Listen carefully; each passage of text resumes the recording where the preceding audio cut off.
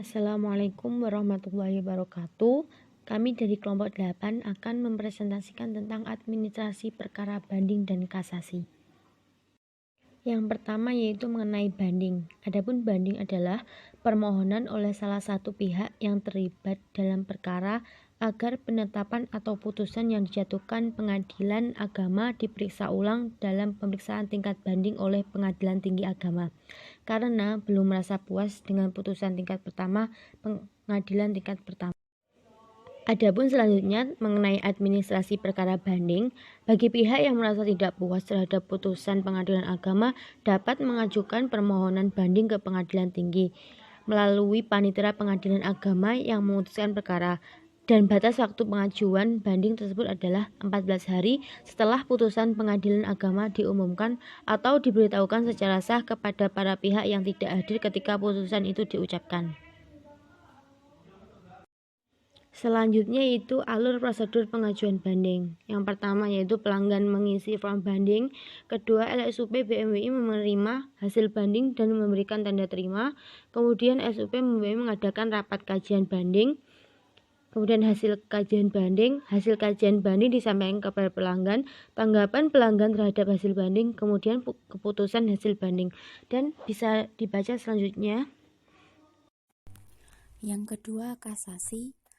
Pengertian kasasi adalah salah satu upaya hukum biasa yang dapat diminta oleh salah satu atau kedua belah pihak, terdakwa atau penuntut, terhadap suatu putusan pengadilan tinggi. Fungsi dari kasasi yang pertama, mengoreksi kesalahan peradilan bawahan, yang kedua, menghindari kesewenangan, yang ketiga, menyelesaikan kontroversi antar arah standar prinsip keadilan umum yang objektif dan uniformitas. Tujuan dari kasasi adalah memeriksa sejauh mana penerapan hukum yang dilaksanakan pengadilan yang memutuskan sebelumnya, apakah telah terjadi kesalahan penerapan hukum atau hakim pengadilan sebelumnya telah memutuskan perkara dengan melampaui kekuasaan kehakiman yang dimilikinya. Prosedur pengajuan kasasi. Yang pertama, panitera menandatangani pernyataan kasasi yang diajukan pemohon kasasi maksimal 14 hari setelah pemberitahuan putusan. Kemudian kemeja 1 menghitung panjar perkara kasasi. Kemudian pemohon kasasi membayar panjar perkara banding pada bank yang ditunjuk. Kemudian kasir menerima sip pembayaran panjar perkara kasasi, membuat SKUM, menyerahkan SKUM lembar pertama kepada pemohon kasasi, lembar kedua untuk arsip dan pembukuannya.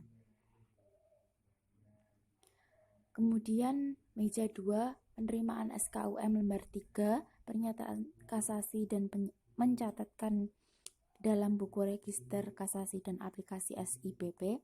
Kemudian Panmut Perdata merekam permohonan kasasi ke dalam aplikasi SIPP. Kemudian jurusita atau jurusita pengganti menyampaikan relasi pemberitahuan pernyataan kasasi pada terkasasi. Kemudian meja 3 menerima memori kasasi wajib kontra memori kasasi apabila ada. Jurusita atau jurusita pengganti menyerahkan memori kasasi kepada terkasasi kontra memori kasasi kepada pemohon kasasi apabila ada, dan panggilan inzaki. Kemudian pengiriman berkas kasasi ke Mahkamah Agung dan menunggu berkas turun. Kemudian jurusita atau jurusita pengganti pemberitahuan putusan kasasi kepada pemohon kasasi dan terkasasi. Sekian dari kami, kurang lebihnya mohon maaf dan terima kasih. Sekian, wassalamualaikum warahmatullahi wabarakatuh.